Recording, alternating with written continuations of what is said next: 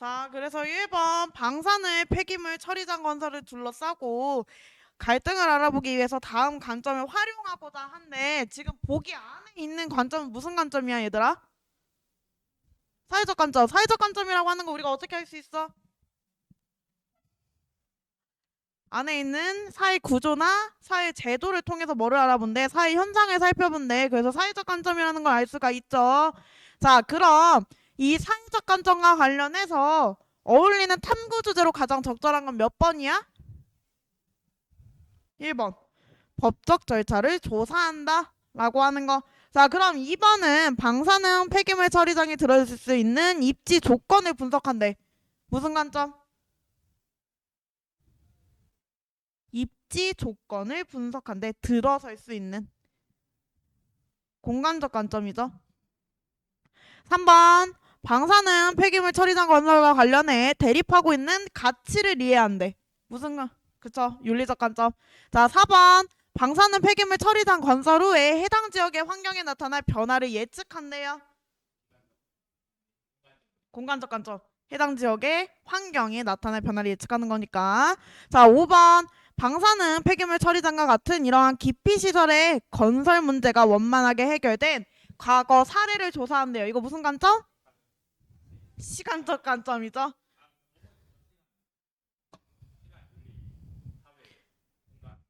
그리고 요 5개의 관점은 모두 다 기억을 하셔야 돼요.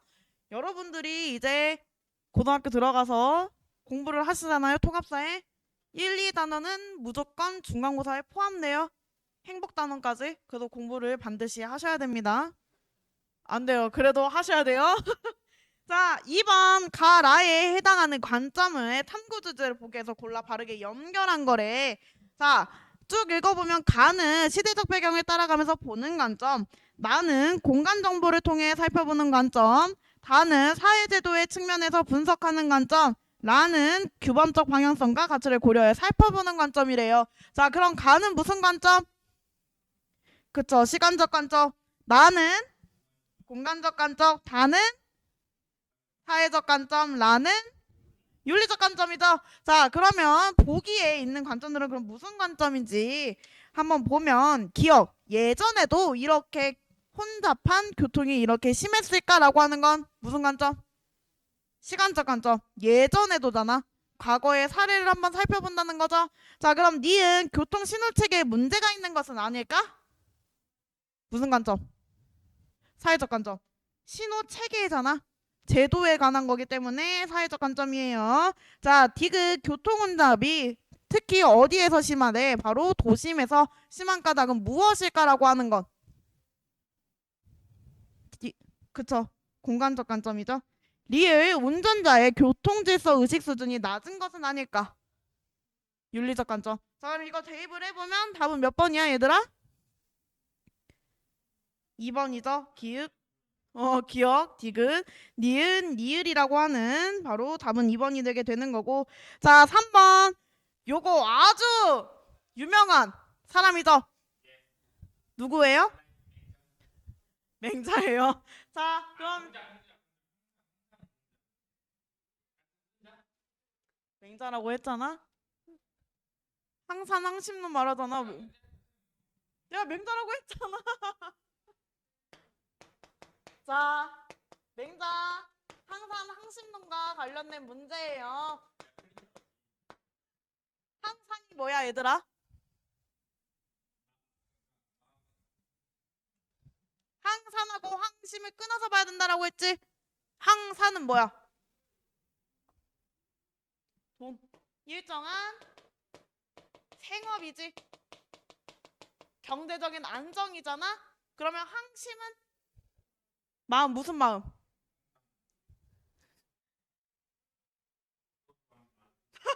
도덕적인 마음이라고 표현을 해야겠죠? 자, 그러면 맹자는 항산과 항심 중에 뭐를 우선시해야 된다? 요 둘 중에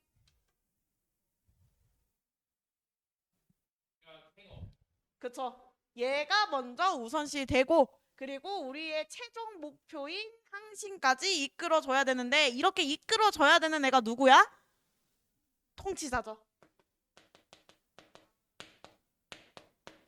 자, 그럼 이걸 바탕으로 문제를 풀었을 때 답은 얘들아 몇 번이야? 3번. 1번. 생계형 범죄는 통치자의 책임이 크지. 왜? 얘가 뭘 보장을 안 했어? 항산이라고 하는 걸 보장을 안 했으니 얘의 책임이 크죠. 생계형 범죄는. 자, 니은 경제적인 안전은 도덕적 삶의 기초가 된다. 맞는 말이고. 그럼 디귿은 왜 틀렸어? 비도덕적 행위에 대한 처벌을 강화해야 된다. 라고 하는 부분은 왜 틀렸을까요?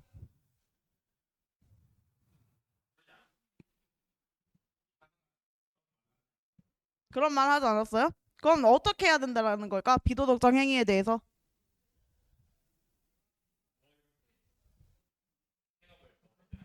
정답.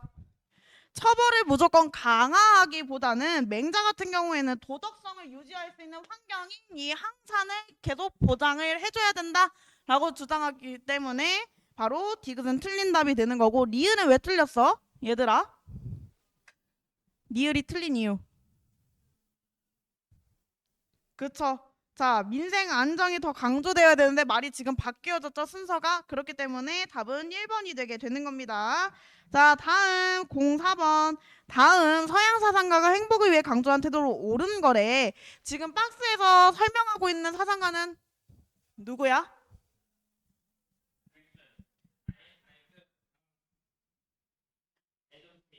예? 너 시아 애덤 스미스 너무 좋아한다. 누구예요? 보기에서 말하고 있는?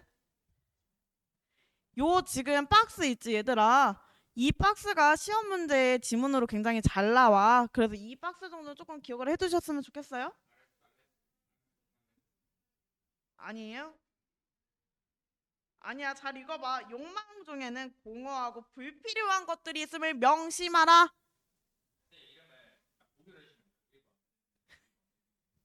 아, 굉장히 새로운 발상이었네요. 자, 그러면 한 3명 정도 두면 너희들이 선택할 수 있겠지? 맞춰라.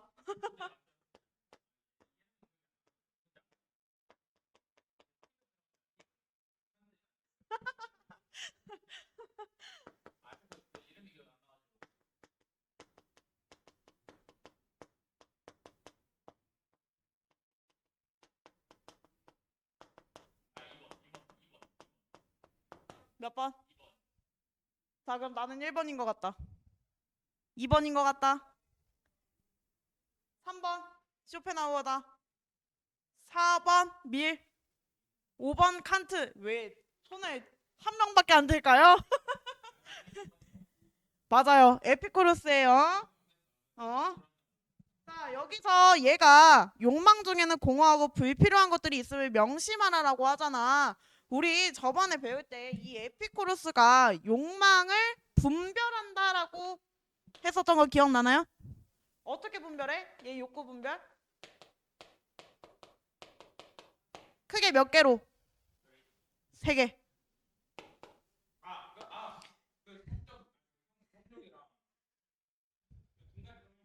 맞아요. 자, 자연적이면서도 필수적인 거. 자, 자연적이지만 그쵸, 필수적이지 않은 거. 자연적이지도 않고 필수적이지도 않은 것들로 나누어진다라고 했었지. 그 중에서 지금 방금 현빈이가 말한 그 성욕은 여기에 해당되죠.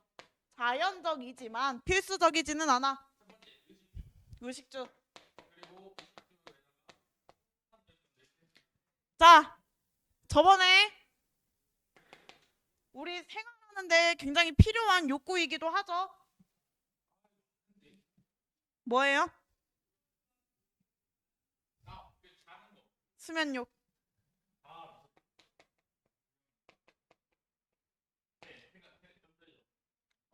아주 대단합니다. 자, 그럼 여기까지. 자연적이지만 자연적이지도 않고 필수적이지도 않은 욕구. 욕망. 욕심? 아니지. 그럼 욕구랑 똑같잖아. 뭐야?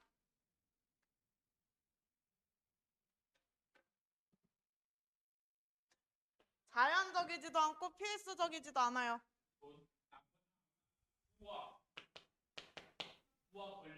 그리고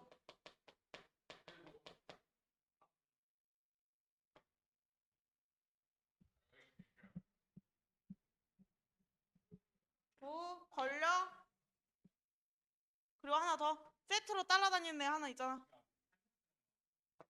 명예. 그래서 얘는 욕구를 분별하면서 뭐 해야 된다? 검소한 삶을 살아야 된다라고 주장을 하죠. 요거 있지 얘들아. 욕구 분별하고 검소한 삶. 이거 시험 문제 키워드로 잘 등장을 해요. 우리가 오지선다형이잖아. 그 오지선다형의 지문 중에 잘 등장하는 애가 욕구 분별가 바로 검소한 삶이야. 그렇기 때문에 이게 나오면은 에피쿠로스랑 연결을 시켜서 생각을 하셔야 됩니다.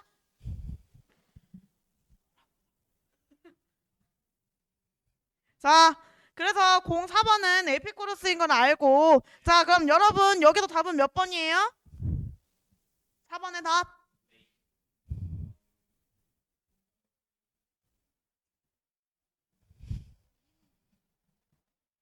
문장을 읽고 얘가 에피쿠로스인 걸 파악을 했어. 그럼 답은 몇 번이 돼야 될까?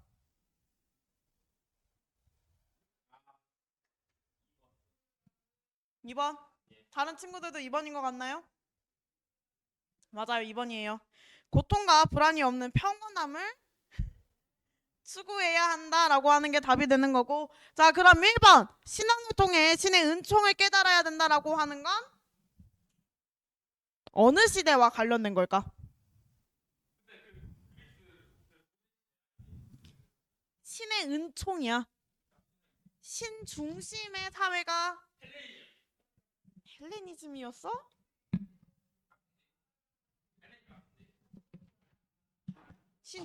신 중심의 사회.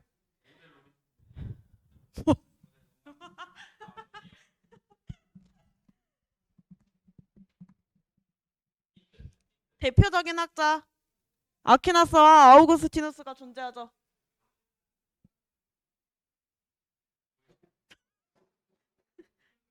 자, 어느 시대야 얘들아?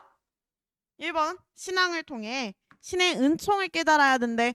그러면서 덧붙여서 무슨 말이 나오기도 하냐면 신과 내가 하나가 되어야 된다라고 하는 게 행복의 기준으로 봤어. 언제까? 언제까? 중세. 중세잖아. 자, 3번 마땅히 지켜야 할 도덕 법칙을 실천해야 된대요. 이거 누구예요?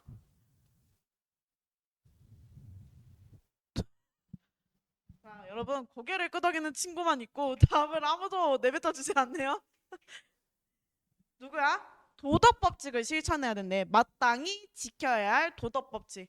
그래서 이 도덕 법칙을 실천하는 사람만이 행복한 사람이다라고 보죠. 누구야?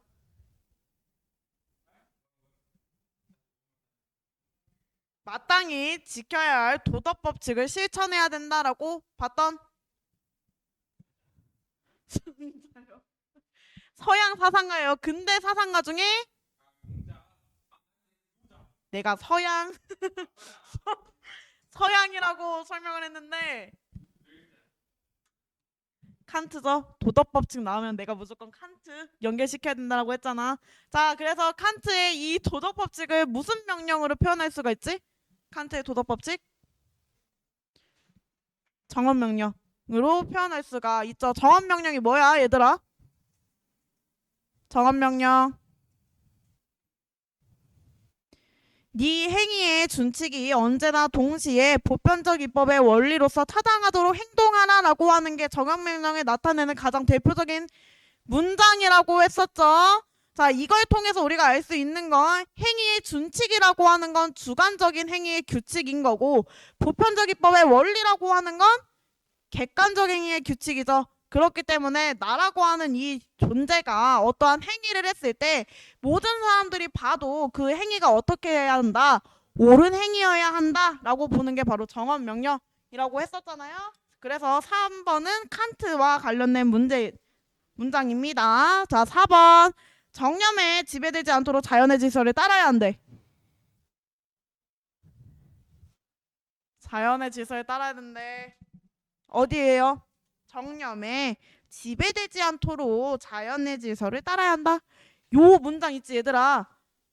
오지선다형의 그 나타내는 지문 중에 가장 잘 나오는 지문이기도 해요. 스토아파 정념 나오잖아.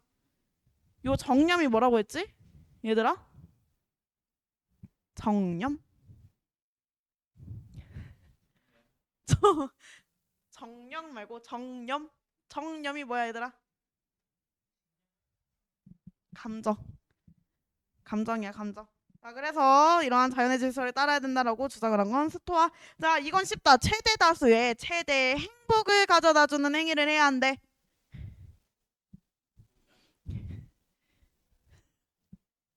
점점 어이가 없어지네요. 자 서양 쪽이 아니다 서양.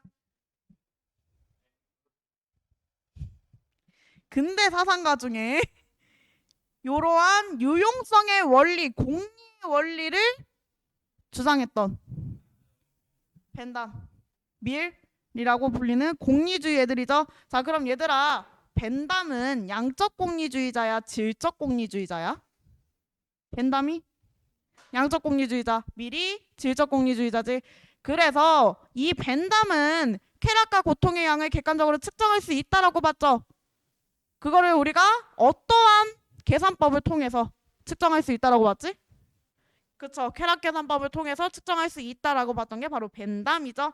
자, 다음 5번. 다음 글을 통해 추론할 수 있는 행복한 삶을 실현하기 위한 조건으로 가장 적절한 거래. 여기 안에 박스 내용을 보면 무슨 내용을 담고 있어? 독재 정권하에서 정경유착이라던가 부정부패가 심하다. 그래서 국가 경제도 점차 어려워졌다라고 하죠.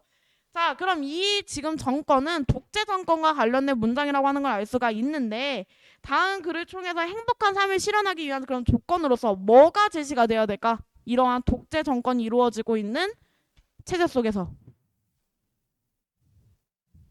민주주의. 자 그러면 민주주의와 관련된 걸 고르면 몇 번이에요? 4번이죠.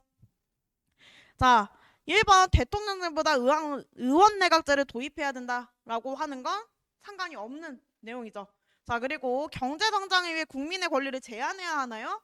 오히려 국민의 권리를 보장을 해줘야 되겠죠. 자 전문가의 의견을 정책에 반영하도록 강제해야 하나요? 이것도 틀린 답이 되겠죠.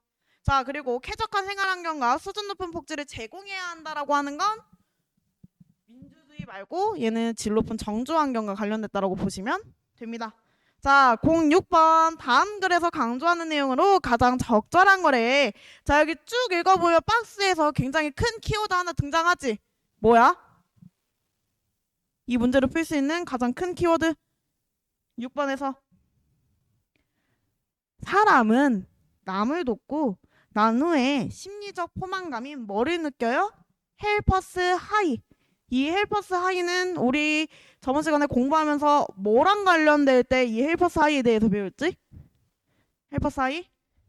사람을 돕는다고 하는 건 도덕적인 실천과 성찰과 관련된 부분이죠. 그렇기 때문에 문제도 이 헬퍼스 하이를 보고 바로 답을 몇 번으로 골라야 해요? 1번. 다른 사람을 도와주는 데서 행복감을 느낄 수 있다라는 거죠. 07번. 다음을 주장한 사상가가 긍정의 대답을 할 질문만을 보기에서 있는 대로 고르래. 자 여기 여러분 쭉 읽어보면 사상가 누구인 것 같아?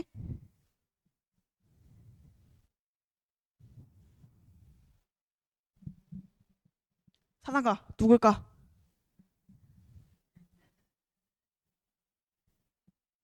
누구야 얘들아? 그럼 자 나는 답을 1번 했다. 자 나는 답을 2번 했다. 3번 4번 5번. 아 잠깐 문제를 혹시 안 푸셨을까요? 자 그러면 얘는 일단 이 사상가를 알 수 있는 건 이성적 활동을 잘 수행한다라고 하는 거, 그리고 덕을 가지고 수행되어야 한다. 마지막으로 행복이란 덕과 일치하는 정신의 활동이라고 할 수 있다라고 하는 걸 통해서 우리가 사상가를 파악을 할 수가 있어요. 자 그럼 누구예요? 이러한 걸 주장했던 사상가. 고대 그리스의 누굴까? 아리스토텔레스. 자, 그래서 7번 문제는 이 아리스토텔레스와 관련된 답을 고르시면 됩니다. 얘가 긍정의 대답을 할 답을 고르는 거죠. 자, 그럼 1번. 기억. 행복은 덕에 따르는 영혼의 활동인가요? 긍정의 대답일까? 얘는 부정의 대답일까? 긍정. 그래서 기억은 맞는 답이 되는 거고. 자, 니은. 인간행위의 궁극적인 목적은 행복인가? 얘도 맞는 답이 되겠죠. 자, 딕은 심신의 불안이 없는 평온한 상태가 우리가 추구하는 행복인가? 긍정이에요? 부정이에요? 긍정일까 부정일까? 그쵸, 부정입니다. 그럼 얘는 누굴까? 이거에 대해서 긍정의 대답을 할 사상가는 심신의 불안이 없는 평온한 상태가 바로 우리가 추구하는 행복이래. 심신의 불안이 없는 상태.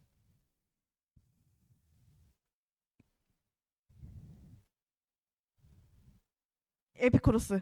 심신의 불안이 없는 평온한 상태는 바로 에피쿠로스죠. 자, 그리고 신을 모든 것의 중심에 놓고 신과 하나가 될 때 행복에 이를 수 있는가? 라고 하는 건 중세의 사상가인 아퀴나스나 또는 아우구스티누스가 긍정의 대답을 할 질문이죠. 그래서 기억과 니은은 답이 되게 됩니다. 자, 그럼 아리스토텔레스 우리 조금 기억하고 있는지 한번 봐볼게요.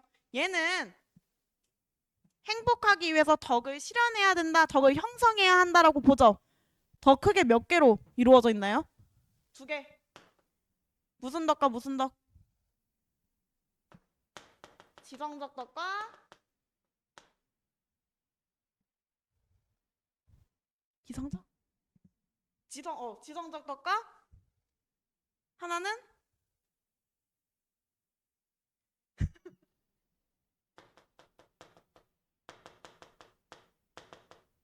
품성적 덕. 얘를 다른 말로 뭐라고 표현해? 도덕적 덕이라고도 표현을 하지. 자, 지성적 덕이라고 하는 건 어떻게 길러져요, 여러분? 얘는 일단은 이 이성과 관련된 덕이고, 얘는 비이성과 관련된 덕이라고 표현을 하지. 쉽게 얘는 철학적인 지혜라던가 도덕적인 실천이라던가 이러한 것들이 지성적인 덕에 포함이 되죠. 그래서 이 지성적인 덕은 교육을 통해서 얻어지고 길러지는 것을 우리가 지성적 덕이라고 합니다. 그럼 품성적 덕은 뭐야? 얘는 어떻게 길러져? 품성적 덕? 도덕적인 행위를 통해서 바로 이루어지는 건데, 이 중에서 이 품성적 덕을 기억을 해야 될 때 중용이라고 하는 게 반복적으로 실천될 때 길러지는 것을 우리가 품성적 덕이라고 표현을 합니다. 요거 조금 기억을 하셔야 된다라고 했어요. 그래서 2가지의 덕이 모두 형성돼야 됩니다. 자, 8번 동양의 행복과 관련해서 형성평가에서 학생이 받은 점수로 옳은 것은 이래. 자, 여러분들이 봤을 때 이 학생 몇 점 받았어요? 빵점이요? 몇 점이야?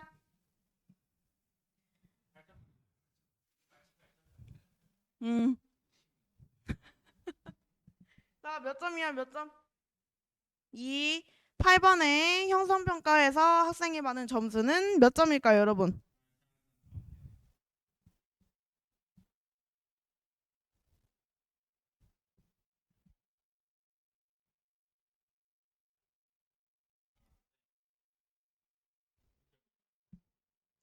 틀렸어요.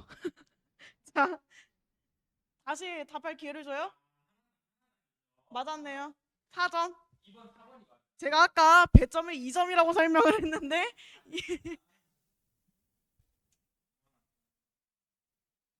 자, 그래서 자, 그러면 1번은 지금 문제를 봤을 때 농업을 주된 산업으로 한 이 고대 중국에서 개인주의적 사고방식을 강조하여 자신이 원하는 대로 사는 삶을 통해 행복해질 수 있다라고 봤대. 근데 학생의 응답은 뭐예요? 5점. 그럼 이건 맞았을까요? 틀렸을까요? 1번. 틀렸어요. 고대 중국에서는 개인주의보다 공동체를 중시를 하죠. 그래서 간혹 우리 교재에 보면은 고대 서양과 그리고 고대 중국인 간의 행복관이 같은가라고 하는 문장이 이렇게 쭉 해가지고 한 5줄 정도 이렇게 있어요, 교재에. 그거 여러분 한 번쯤은 살펴보셔야 돼요. 간혹 문제에서 그 문제가 출제될 때가 있습니다. 그래서 둘이 다르다는 거. 자, 2번. 유교에서는 도덕적 본성을 갖추고 이인을 실현하는 것을 행복이라고 보았대. 맞아요. 그래서 얘는 지금 2점을 그러면 획득을 한 거죠. 자, 3번. 불교는 불성을 바탕으로 해탈의 경지에 이르는 것을 행복으로 보았대. 학생은 그쵸, X라고 했는데 답은 O가 되어야 맞는 거겠죠. 그래서 얘는 틀린 답이 되는 거고. 자, 4번. 도교에서는 사회 제도와 규범을 충실히 따르는 삶을 통해 행복해질 수 있다고 보았대. 얘는 학생의 응답은 X예요.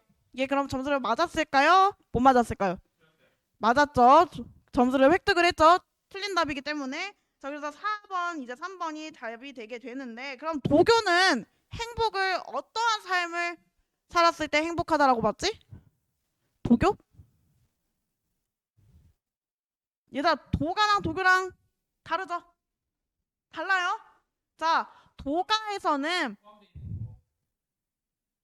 도교가 도가를 포함을 해서 민간 신앙이 융합이 된 거고, 얘네들은 신선 사상 그리고 신선이 사는 삶이라던가 내가 신선이 돼야 하는 것에 있어서 행복하다라고 느끼지만, 도가 같은 경우에는 인위적인 제도를 벗어나서 자연의 순응에 따라서 사는 삶을 추구를 하죠. 그래서 우리가 그 네 글자로 뭐라고 표현해요?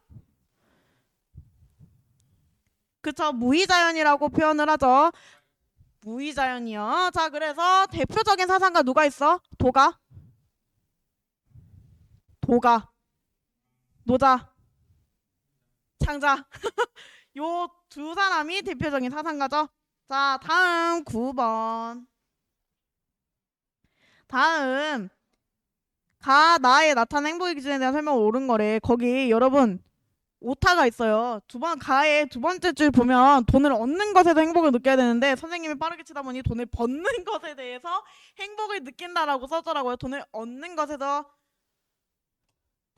느끼시는 거예요. 자, 그러면 가는 지금 1970년대에는 돈을 얻는 것에 행복을 느끼는 경우가 많았지만 현재는 어떻대? 경제적인 가치보다 자신의 삶을 의미 있고 풍요롭게 만드는 것에 대해서 더 큰 행복을 느끼는 경우가 많다라고 하죠.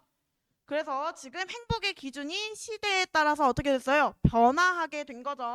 자, 나는 마실 물이 부족한 사막 지역에서는 깨끗한 물을 얻는 것으로 행복함을 느끼고, 일조량이 부족한 지역에서는 햇볕을 쬐 수 있는 것에 대해서 행복을 느낀대요. 자, 그럼 이 두 가지의 글을 통해서 우리가 고를 수 있는 정답은 몇 번이에요?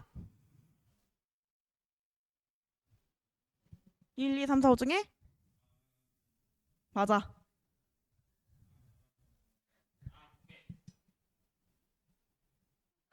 틀렸어요?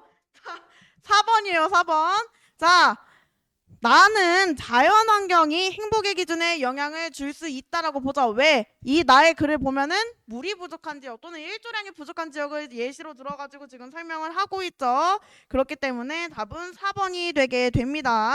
자, 이제 10번. 다음은 행복의 기준에 대한 설명으로 밑줄 친 기역, 미음 중에 옳지 않은 것을 고르래. 근데 선생님이 깜빡하고 이 밑줄 치는 것을 깜빡했지 뭐예요? 자, 그래서 기역은 고대 동양 사상에서는 사람들이 타고난 본성에 따라 살아갈 때 행복한 삶을 살 수 있다라고 하는 게 기역인 거고, 니은은 서양의 헬레니즘 시대에는 종교의 영향력이 매우 컸기 때문에 당시 사람들은 종교적인 이 실천을 통해서 신의 구원을 얻는 것을 행복한 삶이라고 하는 게 니은과 관련된 밑줄이에요. 디귿은 서양의 근대에는 인간의 기본적인 권리를 강조하면서 자유와 평등이 실현되는 삶을 행복한 삶이라고 본 게 디귿이고, 리을은 일제히 식민 지배를 받던 시대에는 나라의 독립이 우리 민족의 행복의 기준이라고 보는 게 바로 리을의 밑줄 친 부분입니다. 자, 미음은 산업화 시대에서는 물질적인 풍요를 중시했다라고 하는 부분이 바로 미음과 관련된 밑줄 친 부분이에요. 자, 그럼 여기서 쭉 봤을 때 틀린 답은 몇 번이야? 옳지 않은 거? 2번이죠. 자, 헬레니즘 시대에 지금 얘가 설명을 하고 있는 건 종교의 영향력이 매우 컸고, 당시 사람들은 종교적인 실천을 통해서 뭐한데 신의 구원을 통해서 행복감을 느낀대. 여러분, 우리 시대에 따른 행복의 기준 배웠죠? 그쵸? 헬레니즘 시대는 행복의 기준이 뭐였어요? 내가 지금 틀린 답이라고 했었죠? 헬레니즘 시대 행복의 기준. 헬레니즘을 조금 생각을 해봐.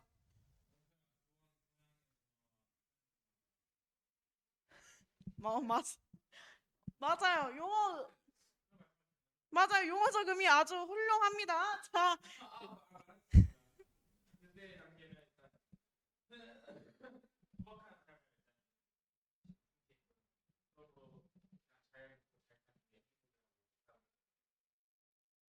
어, 그거는 어느 시대나 공통적으로 적용되긴 하겠죠. 자, 일단 이 헬레니즘 시대에 방금 이제 현빈이가 말했던 것처럼 동서양이 융합된 문화를 우리가 뭐 헬레니즘 문화라고 표현을 하는데, 이 헬레니즘 시대는 알렉산드로스 대왕이 동방 원정을 펼치면서 전쟁을 굉장히 많이 펼치게 되고, 그리고 로마에서도 많은 전쟁이 일어나게 되죠. 그러면 이 헬레니즘 시대라고 하는 건 바로 전쟁이 빈번하게 일어나고 있는 시대잖아. 그렇기 때문에 국가의 발전을 더욱더 원하기보다는 뭐 해야 돼? 내가 중요해. 그래서 개인의 마음의 평화를 얻는 것이 헬레니즘 시대에서는 행복의 기준이다라고 보았다는 거지. 그러면 지금 보기에서 말하는 건 어느 시대에 해당되는 거야? 중세죠. 그렇기 때문에 답은 2번이 되게 됩니다. 자, 11번. 사회 현상을 바라보는 관점에 대한 설명으로 옳지 않은 거래. 몇 번이야, 얘들아? 몇 번이야, 11번.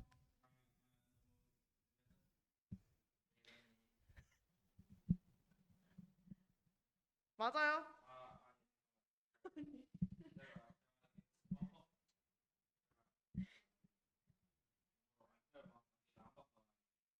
좀 봐요. 문제를 좀 보시는 게 어떨까요?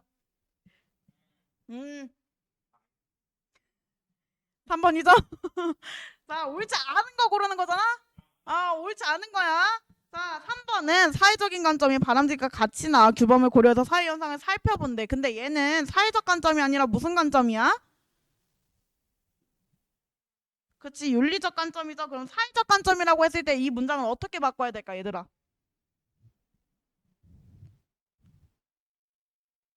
사회적 관점이라고 한다면 문장을 어떻게 바꿔야 맞는 답이 될까? 사회적 관점에서는 사회 현상을 어떻게 바라보죠? 얘들아, 우리 아까 1번 문제 풀 때 사회적 관점 나왔지? 자, 그래서 사회 구조나 제도에 이러한 것들이 인간에게 미치는 영향, 그리고 사회 현상을 분석한다라고 했었잖아요. 그래서 사회 구조, 사회 제도라고 하는 큰 용어가 들어갔을 때 바로 사회적 관점이다 라고 볼 수가 있죠. 자, 이제 단답형 12번부터 20번까지는 단답형이에요, 여러분. 자, 그러면 12번. 아우구스티누스는 중세의 사상가죠. 얘는 플라톤의 이원론적 세계관을 수용을 합니다. 자, 그러면서 크게 세상을, 신을 사랑하고 자신을 경멸하는 사람들이 존재하는 이 곳과, 그리고 신을 경멸하고 자신을 사랑하는 사람만이 존재하는 이 곳으로 구별을 했어요. 세상을 어떻게 구별했을까? 아우구스티누스?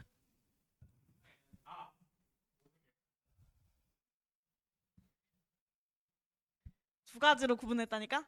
얘들아? 거기 보면 그렇게 구분했을까? 예.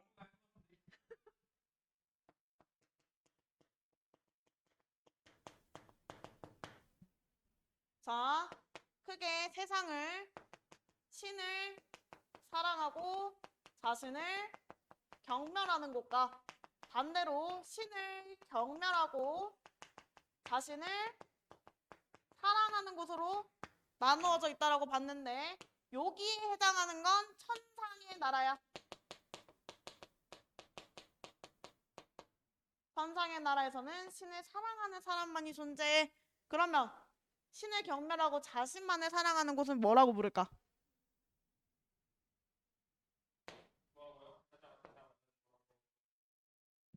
들어요. 자, 신을 경멸하고 자신을 사랑하는 사람만이 존재하는 곳은 천상과 반대되는 것으로서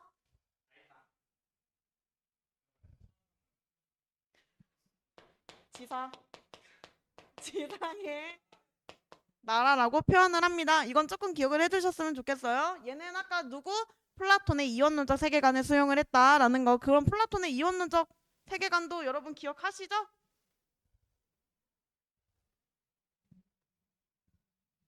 기억하시죠?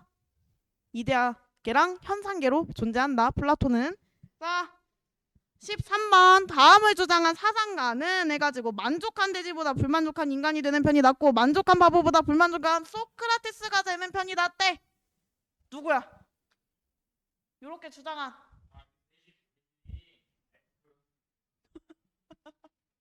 에피쿠로스? 밀 맞아.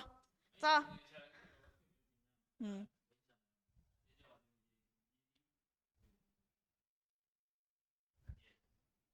그래. 자, 그래요. 자, 일단 이 밀은 질적공리주의자지, 얘들아. 이 질적공리주의자면서 쾌락을 크게 몇 가지로 구분을 해요? 두 가지. 그럼 어떻게 구분해? 그쵸. 고차원적인 쾌락과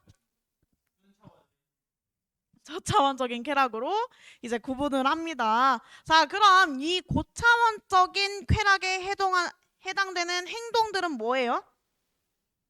고차원적인 쾌락에 해당되는 행동들.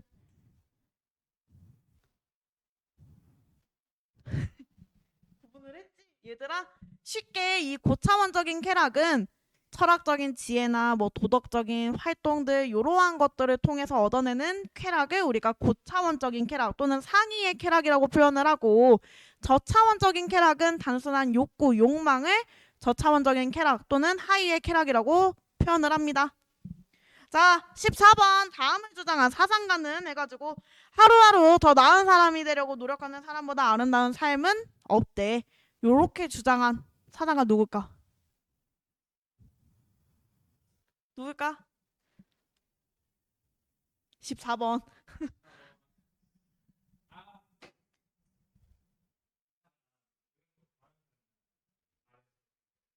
틀리셨어요. 누가? 뭐?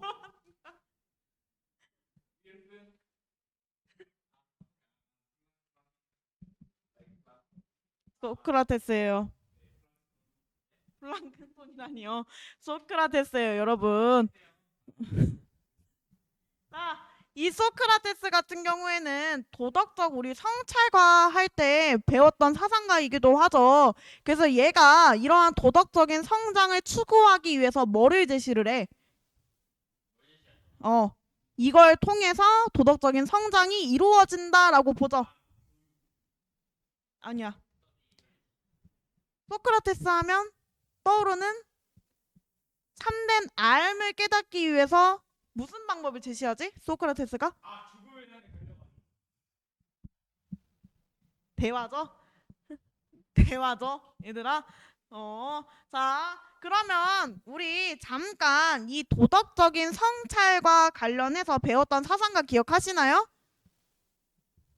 도덕적 성찰과? 이렇게 해가지고 이러한 사상가들이 도덕적인 성찰을 중시했다라고 해가지고 배운 사상가들 있죠. 자, 일단 첫 번째는 소크라테스. 맹자 뭐 주장해요? 도덕적 성찰. 역지사지와 역지즉개연이라고 하는 걸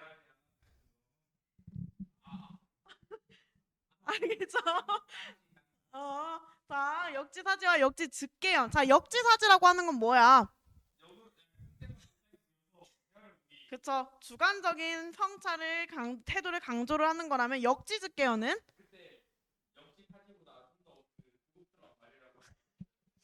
그래요. 역지사지보다 고급스러운 말이면서 도덕적인 성찰을 나타낼 때 가장 대표적인 문구가 역지즉개연이라고 했었지. 얘는 그래서 인간 본성의 도덕적인 근원을 탐구하는 거라고 했었잖아. 역지즉개연이.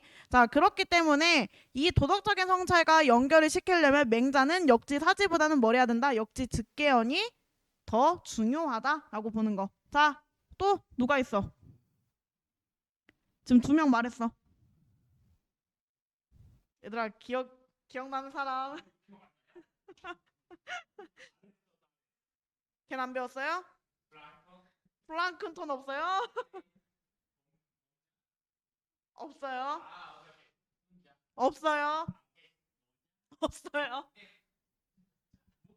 없어?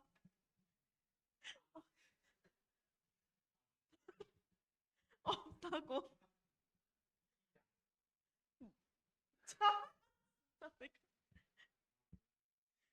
자, 빨리 말해. 여기서 글자?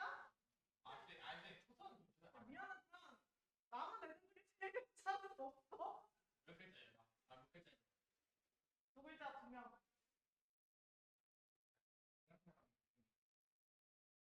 여섯 글자 한 명.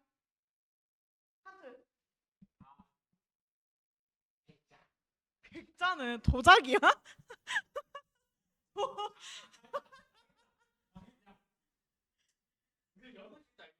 누군데? 노른 야 씨. 노른자와 인자가 말이 되겠냐고. 자 일단 칸트 같은 경우에는 도덕 법칙을 중시를 하죠. 그래서 이 도덕성이라고 하는 건 칸트. 아 지금 칸트 설명하고 있어요? 칸트 설명하고 있어요. 자 그래서 이 칸트 같은 경우에는 도덕성이라고 하는 건 오직 뭐를 이용해서 이성이라고 하는 걸 이용을 해서 바로 인간이 인간다울 수 있는 것이 바로 이 도덕이라고 했었죠. 자, 그리고 또 칸트 말고 남은 두 명. 둘 다 책을 저술을 했던 학자들이죠. 한 명은 로마의 황제이자 스토아 학파였던 사상가입니다.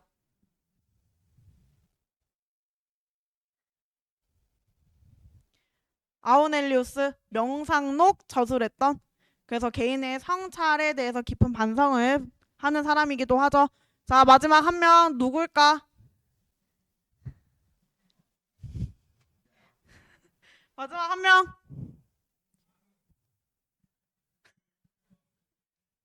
마지막 한 명. 아우넬리우스.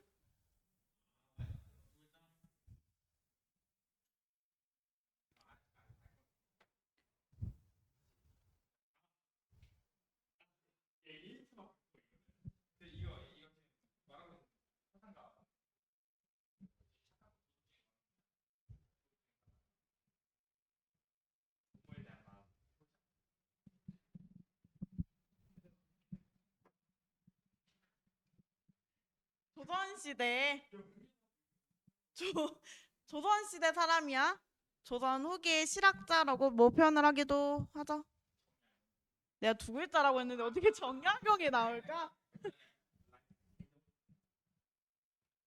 이왕이에요, 이왕.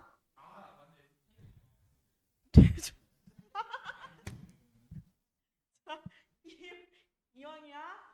자, 그래서 자성록이라고 하는 걸 기록을 하죠. 기억나나요? 자, 그래서 도덕적인 성찰과 관련해서는 이렇게 5명의 사상가가 존재를 하는 거 기억을 하시면 됩니다. 자, 15번 다음 선행을 강조하는 사상은 어떤 사상이야?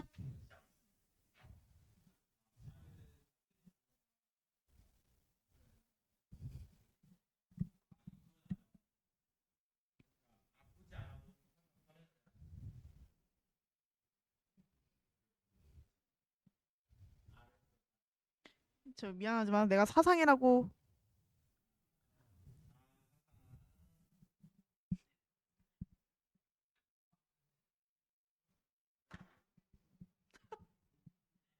자, 거기 큰 키워드는 자비의 실천을 통한 행복을 강조하고 이를 위해 보시를 실천하는 것이 중요하대. 그럼 이걸 통해서 우리가 알 수 있는 사상은 불교죠. 자, 불교. 자비의 실천을 중시한다고도 했었잖아. 이 자비를 통해서 해탈의 길로 가고 그러면서 열반에 이르렀을 때 행복하다라고 보는데 자와 비자를 끊어서 봐야 된다라고 했었지. 자가 뭐야 얘들아? 내가 요 자에 대해서 물어보면 다른 반 친구들도 스스로 자 아니에요?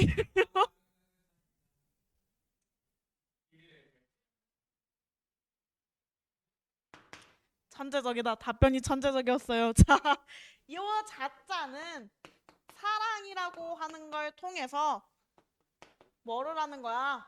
중생을 기쁘게 하는 거야. 비는 비.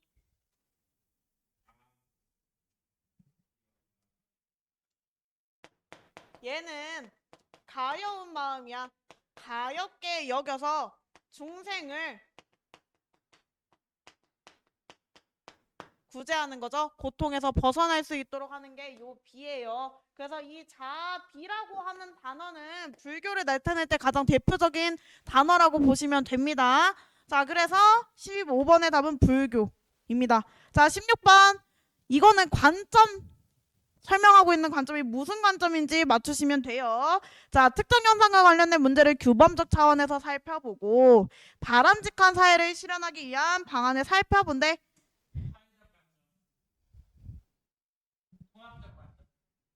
틀리셨어요? 윤리적 관점이에요. 규범적 차원에서 살펴보잖아요. 자, 그래서 윤리적 관점입니다. 자, 17번.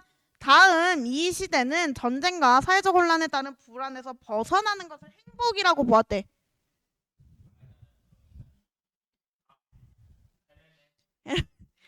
아주 발음이 원어민이신 줄. 자, 헬레니즘이에요. 자, 18번. 고대 그리스의 사상가인 이 사람은 행복을 인간의 궁극적인 목적이라고 봤고 행복을 실현하기 위해 덕을 형성해야 한다고 주장을 했으며 크게 덕을 이덕과 이덕으로 구분을 했어요. 아리스토텔레스 덕 어떻게 구분해요? 그쵸. 지성적 덕과 도덕적 덕. 도덕적인 덕을 다른 말로 뭐라고 해? 도덕적 덕을 다른 말로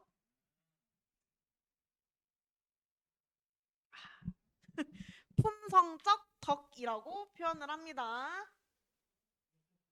통상계 아니에요. 들려요? 자, 다음 19번. 행복하기 위한 여러 조건으로 네 가지 조건에 대해서 우리 배웠죠?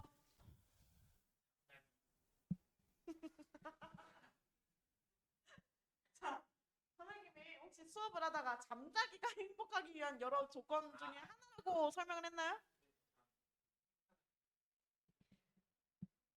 여러 조건과 관련된 객관적인 조건들에 해당하는 요것들이 중요하다라고 하면서 쭉 배웠잖아? 여자친구 만나기 없어요. 네 가지. 행복하기 위한 여러 조건 해가지고 우리 쭉 배웠잖아. 기억나나요? 여러 조건 해가지고 첫 번째 그러면 질 높은 정주 환경에 대해서 배웠죠.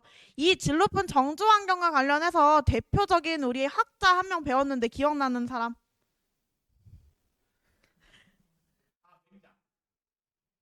전혀 안 나왔어요. 이중환의 택리지. 네 가지의 조건이 하나도 빠짐없이 존재해야 질 높은 정주 환경이다라고 했었잖아. 그 네 가지가 뭐야 얘들아? 검색하는 사람은 누굴까요? 자, 네 가지 조건 뭐였어? 지리.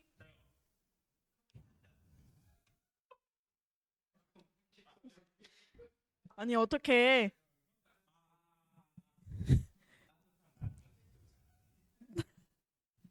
어떻게 대체 질 높은 정주 환경 집을 고르는 그 환경 속에서 따뜻한 말 한마디? 커피? 혹시 커피 찌꺼기로 집을 짓나요? 어? 마약하기는 절대 안 되죠.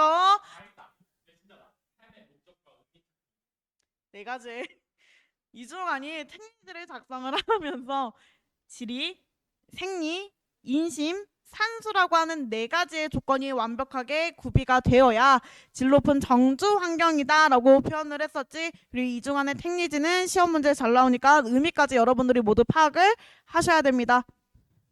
지리는 그럼 뭐야 얘들아? 좋은 터야? 풍류는 뭐 어떻게 뭐 바람 부나요? 그쵸? 자, 그러면 생리는 뭐예요? 생리.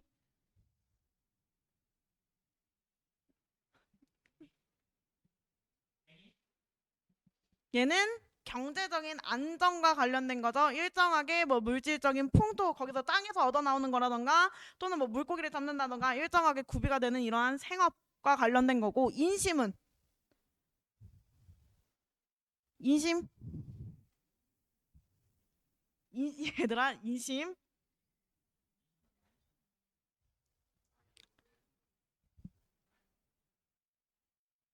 이웃 간의 정이라고 쉽게 표현을 하죠. 자, 마지막 산수.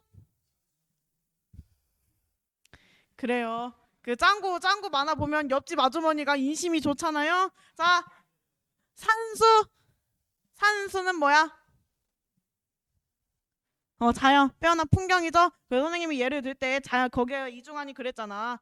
이 자연을 보지 못하는 사람은 주변에 집을 지을 때 주변에 이 산과 물이 없으면 뭐 한대? 인심이 더러워진대. 그 내가 적절한 예로 말포이 들었잖아. 그 말포이 집도 어떻다고 주변에 산과 물이 없어요. 그렇기 때문에 걔도 인성이 아주 포악합니다. 라는 거. 자, 두 번째. 뭐에 대해서 배웠어? 여러 조건과 관련해서? 질 높은 정조 환경이 첫 번째고 두 번째는 경제적 안정에 대해서 배웠죠. 그래서 얘는 대표적인 사상가가 누구예요? 이 경제적 안정이 중요하다라고 했던 사상가는?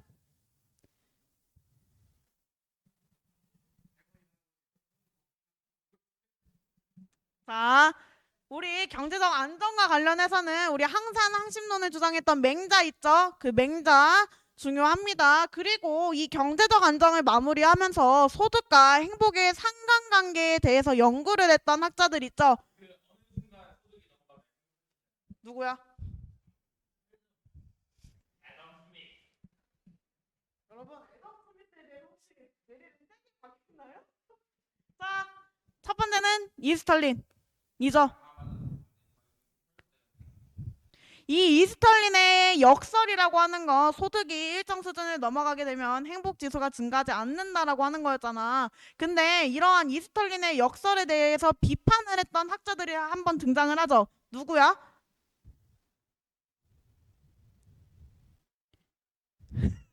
이렇게 조용해질 수가. 울퍼스와 스티븐슨이죠. 울퍼스 같은 경우에는 부유한 국가일수록 뭐하다? 가난한 국가의 국민보다 더 행복하다라고 주장을 했던 사람이고 스티븐슨 같은 경우에는 뭐라고 주장해 얘들아? 스티븐슨? 마이크래프트 말고 자, 야,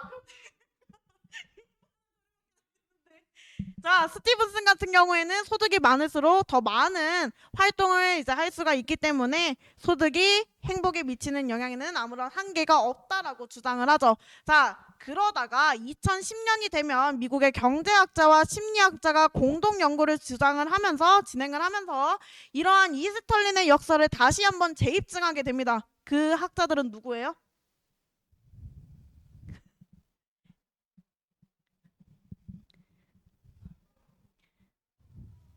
카너먼 그리고 디턴 디턴과 디턴과 커너먼이 대표적인 이제 재입증을 했던 학자이기도 하고 그리고 나서 연평균 연평균 소득이 2만 달러가 넘으면 어떻다 행복이 더 이상 증가하지 않는다라고 보죠. 자, 그러면서 이건 행복이 증가하지 않는 이유는 바로 사회적 비교와 습관화로 인해서 행복이 증가하지 않는다라고 보죠. 이걸 주장했던 학자는 누구예요? 레이어드, 리처드 레이어드입니다. 요 학자들 있지 얘들아. 소득과 행복의 상관관계와 관련해서 주로 시험 문제에 자주 비교당하는 건 이스털린하고 울퍼스 또는 이스털린하고 스티븐슨 두 학자를 갑과 을 또는 가와 나로 두고 많은 이제 비교 문제가 출제가 되기도 해요. 그렇기 때문에 각각 어떠한 주장들을 펼쳤는지 기억을 하셔야 됩니다. 자, 세 번째. 행복하기 위한 여러 조건 지금 경제적 안정까지 했죠. 경제적 안정이잖아요, 그게. 세 번째.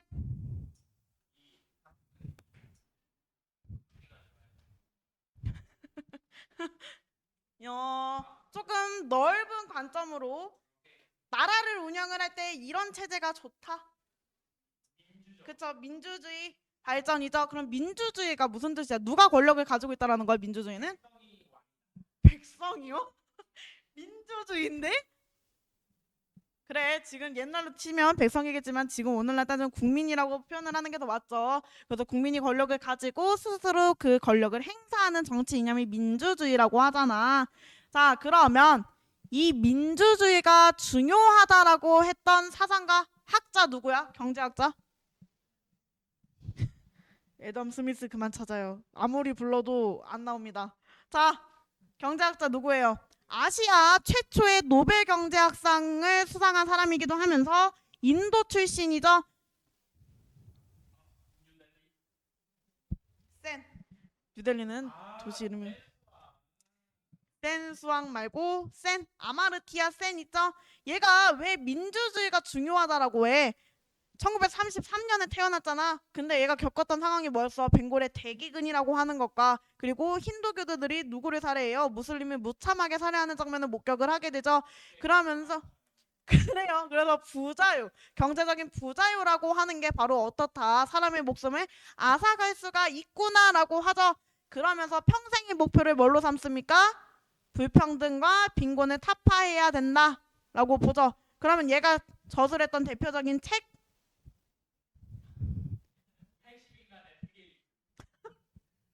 아니 내가 지금 민주주의를 설명하고 있잖아?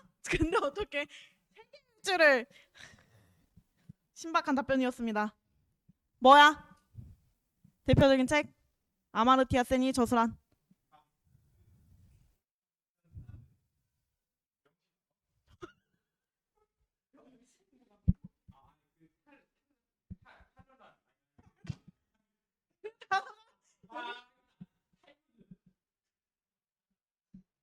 자, 자유로서의 발전이라고 하는 책을 저술을 하죠. 거기서 뭐라고 해? 민주주의, 자유, 인권이 바로 국가가 발전할 수 있는 기반이며 인류의 현실과 미래의 중요한 가치다라고 표현을 하죠. 그래서 그 중에서 자유가 굉장히 중요하다라고 했었잖아. 쌤이 당시 말을 하기에 뭐라고 말해? 바람직한 발전이라고 하는 건 원하는 것을 할 수 있는 기회, 그리고 원하지 않는 것을 하지 않아도 되는 시공간적 여유가 마련된 것이 바로 중요하다. 이것이 자유다라고 표현을 하죠. 이 쌤도 간혹 등장을 합니다. 그러니까 여러분 꼭 기억을 하셔야 돼요. 아시겠죠? 자, 마지막 네 번째 뭐야? 교육? 공부하는 거? 그거 말고 아까 소크라테스는 뭐를 주장했던 사상가라고? 15번, 14번에 이게 무슨 문장과 관련된 거야? 14번?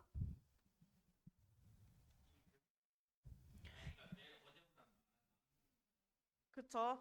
도덕적인 실천과 성찰까지 하면은 행복하기 위한 여러 조건이 맞추어지게 되죠.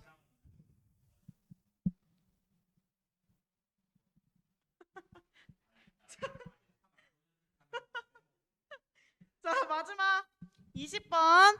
소득이 증가해도 행복이 증가하지 않는 이유를 사회적 비교와 그리고 습관화로 보았대. 누구야?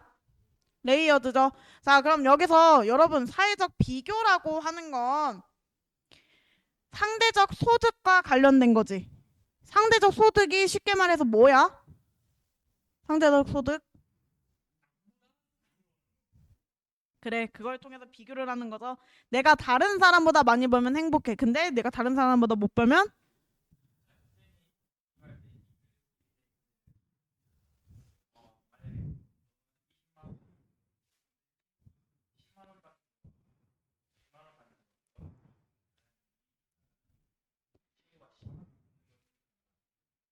그쵸. 다른 사람과의 소득을 비교를 해봤을 때 어떻다는 거야. 내가 다른 사람보다 더 많이 벌면 어떻다. 행복하다라는 거지. 근데 이러한 상대적인 소득을 리처드 레이어드뿐만 아니라 누구도 한번 언급을 하지? 상대적 소득에 대해서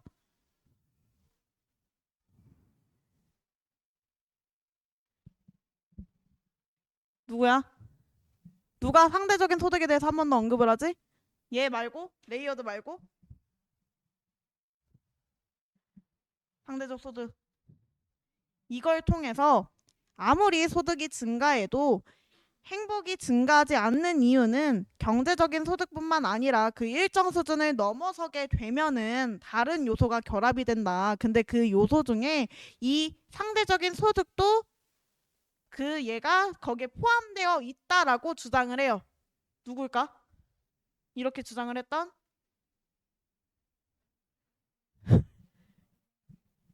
그만 찾아요, 애덤 스미스. 자, 이스털린도 상대적인 소득이 로 인해서 바로 뭐 한다. 다른 사람들과 얘 비교를 통해서 내가 아무리 소득이 증가해도 행복이 증가하지 않는다라고 보는 거죠. 여기까지 하면 20번까지는 끝나게 됩니다, 여러분.